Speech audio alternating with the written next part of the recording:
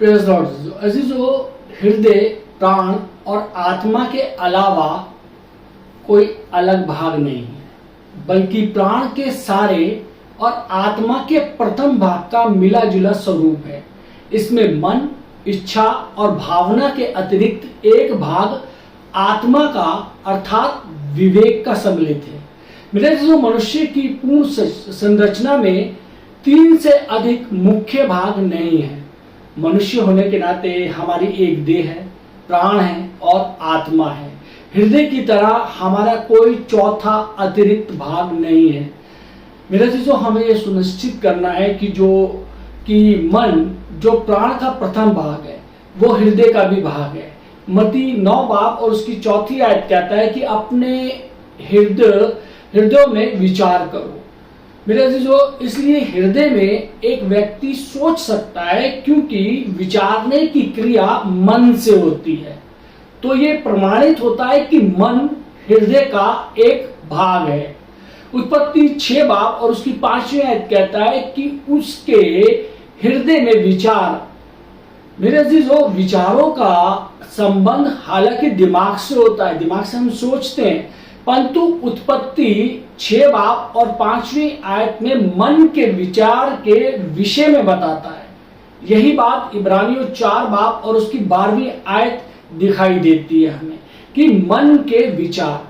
मेरे जी, ये तीनों पद इस बात के प्रमाण के लिए काफी है कि मन जो प्राण का एक अंग है, याद रखिए, मन प्राण का एक अंग है, वो हृदय का भाग है।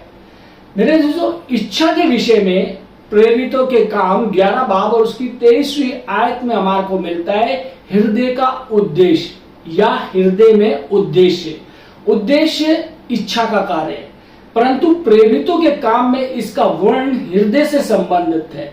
इब्रानियों 4 बाब और उसकी 12वीं आयत में लिखा है, और मन की भावनाओं और विचारों को जांचता है।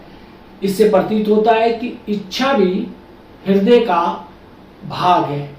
मेरे जो इरादा और उद्देश्य एक ही सिक्के के 2 पहलू है, जिनके भाव इच्छा से होता है, परंतु इसमें प्रमाणित होता है कि इच्छा हृदय का भाग है।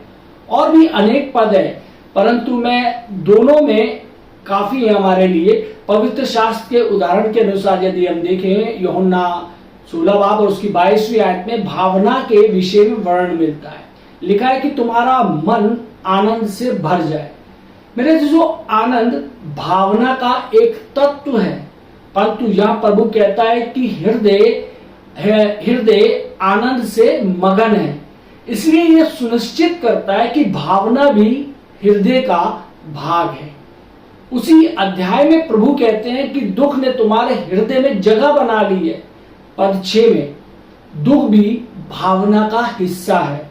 इसी प्रकार से 2 पद सुनिश्चित करते हैं कि भावना भी हृदय में एक हिस्सा है।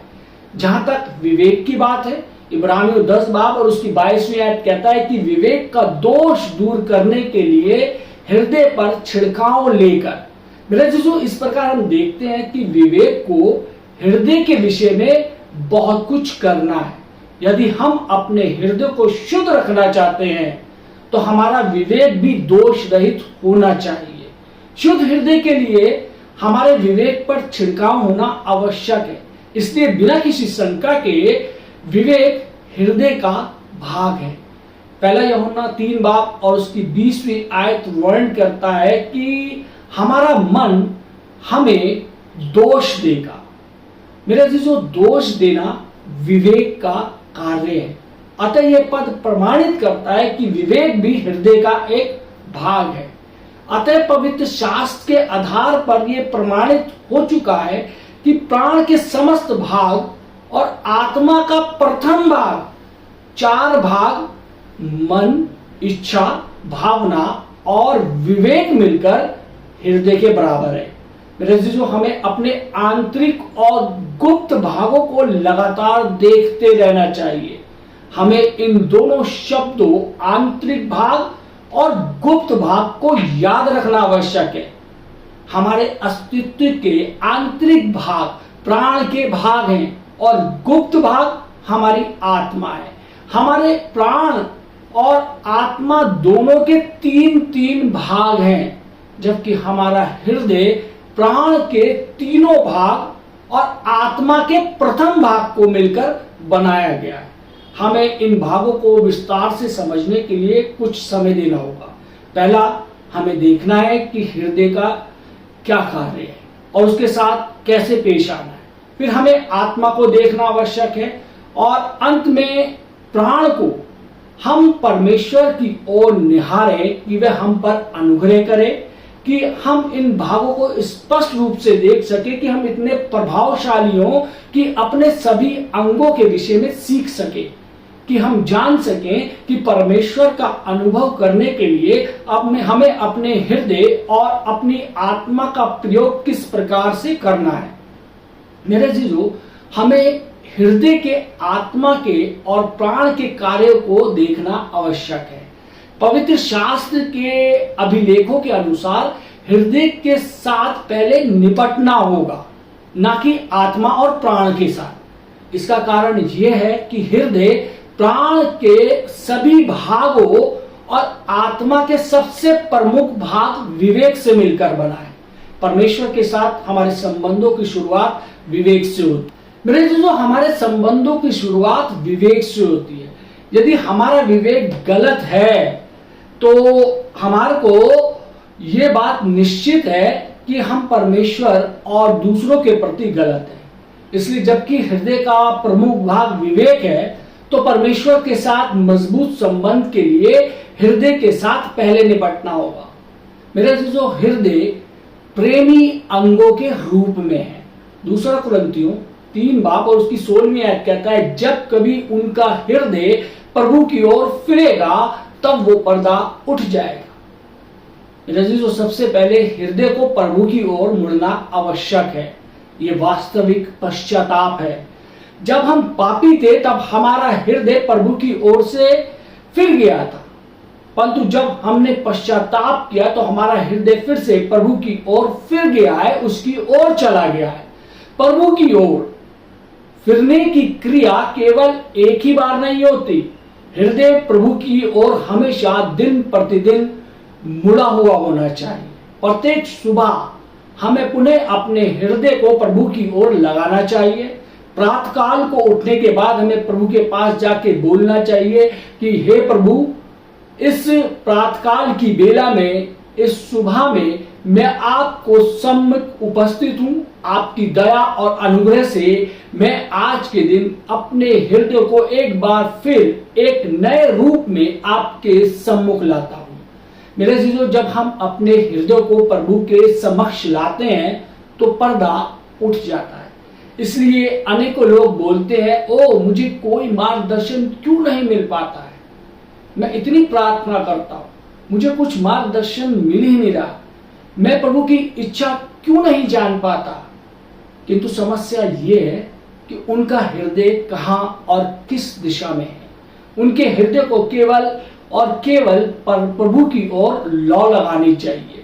मेरे दोस्तों, जब मैं छोटा था तो मैं प्रत्येक दिन दूसरा कुरिन्थियों 3 बाब 16 बाब के 3 बाब और उसकी 16 आयत के आधार पर प्रार्थना किया करता था कि हे प्रभु, होने दीजिए कि मैं अपना चित्त आपकी ओर लगाऊं। ये छोटी सी प्रार्थना कितनी प्रभावशाली है, इसको करके देखो। इससे पहले कि प्रातःकाल प्रभु के वचन पढ़े, पहले अपना हृदय उसकी ओर लगाएं। पर्दा हट जाएगा और आपका जीवन प्रकाश से भर जाएगा।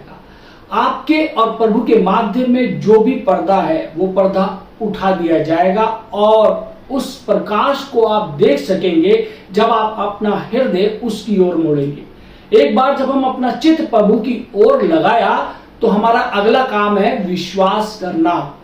रोमियो 10 बाब उसकी 9 और 10वीं आयत कहता है, अपने हृदय से विश्वास करें।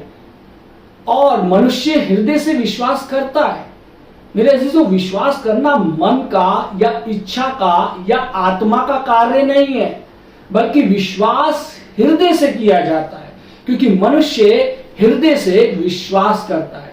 मेरे अजीजों, हमें ये सीखने की आवश्यकता है कि हमारा हृदय विश्वास करने के लिए कैसे तैयार किया जाए कि वो भीतर रहने वाली आत्मा के साथ सहयोग करे। जब हमारा चित्त प्रभु की ओर लग जाता है तो हमें तुरंत अपने हृदय में विश्वास को जागृत करना चाहिए। परमेश्वर के वचन में जो कुछ कहा गया है तो उस पर विश्वास करने के लिए उसी के अनुसार हमें अपने हृदय को तैयार करना चाहिए।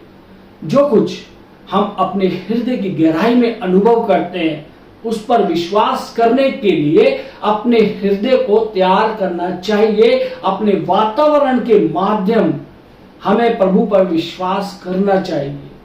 आपकी तमाम परिस्थितियों के चलते हमें अपने हृदय को प्रभु पर विश्वास करने के लिए तैयार रखना चाहिए, चाहे आपके जीवन में किसी भी प्रकार की परिस्थिति हो। मेरे अजीजों, जब हम प्रभु पर विश्वास करते हैं तो प्रभु हमारे हृदय को शंका रहित कर देता है, कोई भी डाउट नहीं आने देता। हमें प्रभु से प्रार्थना भी करनी चाहिए कि प्रभु हमें शंका करने से बचाए। मेरे अजीजों, तीसरी बात है कि विवेक का दोष दूर करने के लिए हृदय पर छिड़काव होना आवश्यक है। हृदय पर नहीं बल्कि अशुद्ध विवेक पर छिड़काव आवश्यक है। प्रभु यीशु के मुक्तिदायक लहू के छिड़काव की हमारे विवेक को सदा आवश्यकता है। प्रभु की ओर जितना हम अपने मनों को लगाएंगे उतना अधिक हम उस पर विश्वास करेंगे, उतना ही हमारे विवेक में हमें एहसास होगा कि कितने ही मामलों में हम गलत हैं। मेरे जीजो, जब हमारा हृदय प्रभु की ओर नहीं लगता तो हमें कभी भी अपनी गलती का एहसास नहीं होगा। जब हमारा मन प्रभु की ओर से हट गया है तो हमें केवल एक ही एहसास होता है कि हम प्रत्येक बात में सही हैं, और जबकि सब लोग गलत हैं, हम ही केवल सही हैं और हम ही केवल सत्य बोल रहे हैं।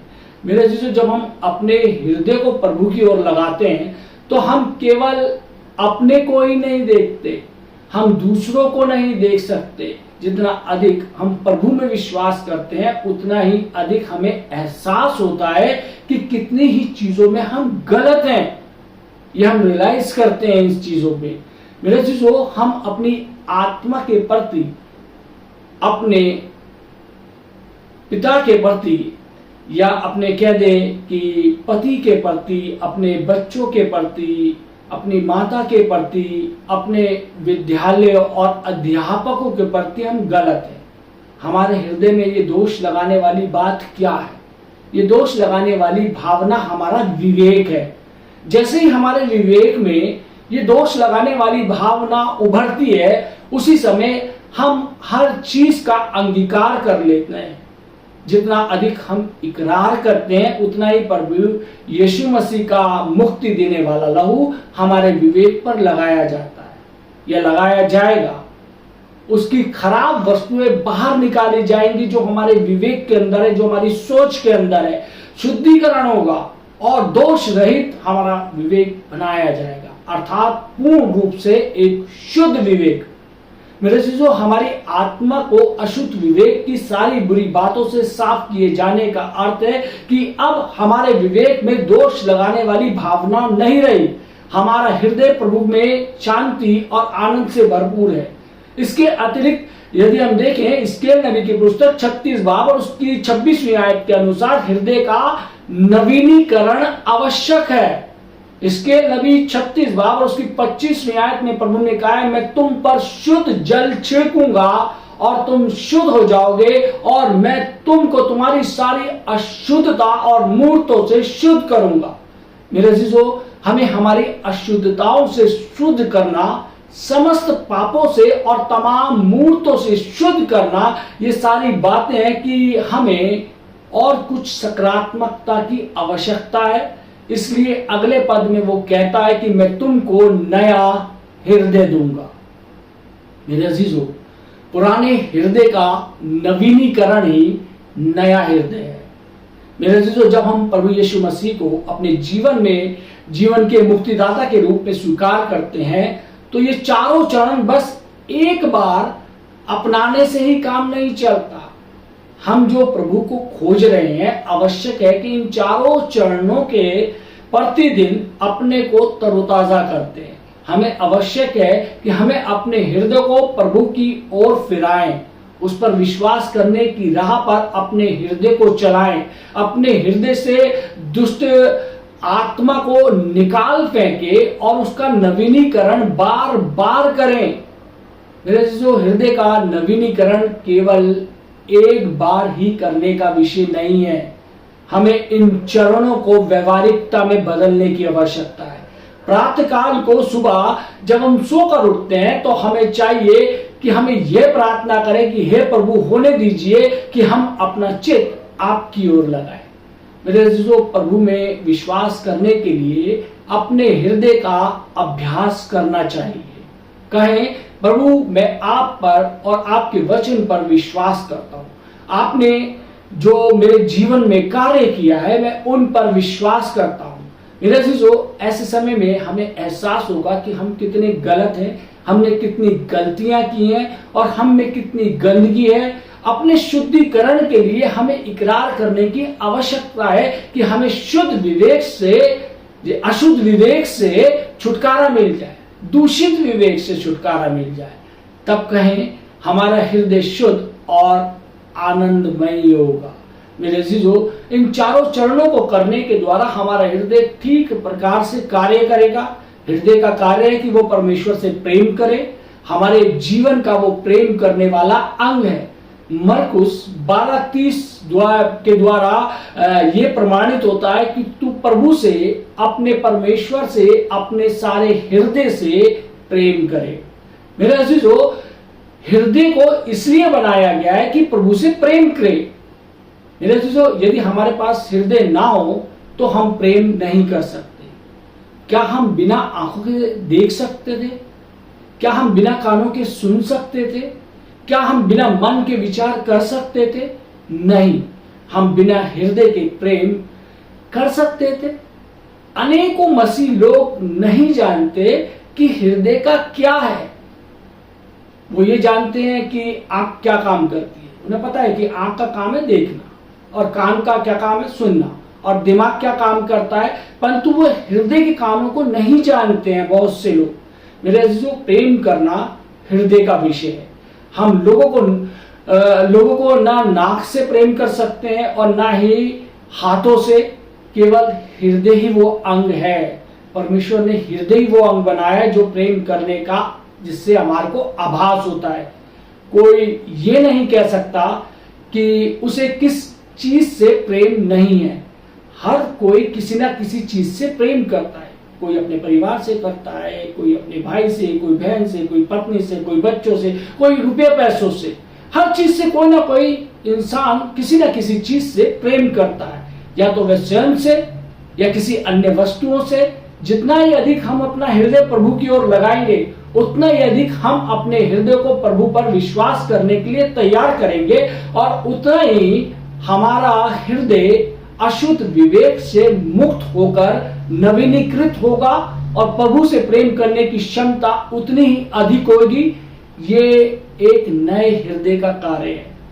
मेरे दोस्तों, प्रत्येक सुबह हमें अपने हृदय को नया बनाना चाहिए ताकि हम अत्यधिक प्रभु से प्रेम करें। सारे आत्मिक अनुभव प्रेमी हृदय के द्वारा ही प्राप्त होते हैं। यदि हम प्रभु से प्रेम नहीं करते तो किसी भी प्रकार के आत्मिक अनुभव प्राप्त नहीं कर सकते। वास्तव में हमारे मसीह जीवन का प्रथम अनुभव उद्धार प्रभु यीशु मसीह से प्रेम करने वाले हृदय को सम्मिलित करता है।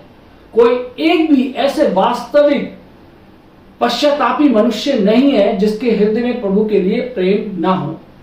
संभव है कि आपने प्रेम को प्रदर्शित करने के लिए उसके पास शब्दों का अभाव हो, परंतु उसके भीतर मधुर प्रेम का एहसास आवश्यक है। उसके पास ज्ञान नहीं है, परंतु प्रारंभिक उद्धार का अनुभव उस प्रेम की प्रतिक्रिया है या उसके हृदय में प्रभु के लिए प्रेम का प्रतिबिंब है। हमें यह सीखना आवश्यक है कि किस प्रकार हम अपने हृदय को प्रभु की ओर लगाने की प्रक्रिया को जारी रखें, किस प्रकार अपने हृदय को शुद्ध रखें और नवीनीकृत करते रहें, नया बनाते रहें, ताकि हम अधिक प्रभु से प्रेम कर सकें। प्रभु के प्रति प्रेम की कमी के कारण ही कलीसिया का पतन और अवनीत हुई। मेरे अजीजों, जब हमारे हृदय में प्रभु के प्रति प्रतिदिन नया प्रेम नहीं होता तो हम नीचे गिरते हैं। हमें अपने हृदय को बारंबार प्रभु की ओर मोड़ते रहना चाहिए और नया बनाना चाहिए, ताकि प्रभु के प्रति हमारे हृदय में नया प्रेम उपजता रहे। परमेश्वर चाहता है कि हम अपने हृदय को दिन प्रतिदिन नया करें, उसके प्रेम को जाने, उसके प्रेम को समझे। इस वचन को मैं आगे भी जारी रखूंगा, जैसे कि आप सभी जानते हैं कि एक पूरी की पूरी सीरीज बन रही है, ताकि हम अपने शरीर के उन अंगों को, जो भीतरी अंग है, उनको अच्छे से, जो गुप्त अंग है उनके बारे में जाने, जिनके बारे में हमें समझ नहीं है, हमें भावनाओं के बारे में समझ नहीं है, हमारे मन के बारे में, हमारी इच्छाओं के बारे में हमें समझ नहीं है, लेकिन परमेश्वर के वचन के माध्यम से हम इन तमाम चीजों को, जो आपके भीतर है, जो आपको संपूर्ण रूप से एक मनुष्य बनाती है, जो चीजें, उन चीजों के बारे में सीखेंगे। परमेश्वर आप सबको आशीष दे। आमीन। आइए हम दुआ मांगे। महान सामर्थ्य पिता परमेश्वर, धन्यवाद देते हैं आज के सुंदर वचन के लिए, जिसके माध्यम से हमने सीखा कि परमेश्वर कि किस प्रकार से प्रभु जी हमारे जो आंतरिक और गुप्त भाग हैं, जिन पर हम प्रभु जी ध्यान नहीं देते, उनके द्वारा परमेश्वर हम अपने आप को किस प्रकार से मजबूत बना सकते हैं, किस प्रकार से सीख सकते हैं और किस प्रकार से प्रभु जी आपकी अनुभूति को हासिल कर सकते हैं, महसूस कर सकते हैं। प्रभु जी दुआ करते हैं परमेश्वर, जितने लोगों ने ये वचन सुना है परमेश्वर, तमाम लोगों के जीवनों पर प्रभु जी आपकी आशीष हो, वचन को सुनने वाले पे आपकी आशीष हो प्रभु जी, और खुदा परमेश्वर उनके परिवार के तमाम लोगों पे आपकी आशीष हो। यीशु मसीह के नाम से मांगते हैं, आमीन।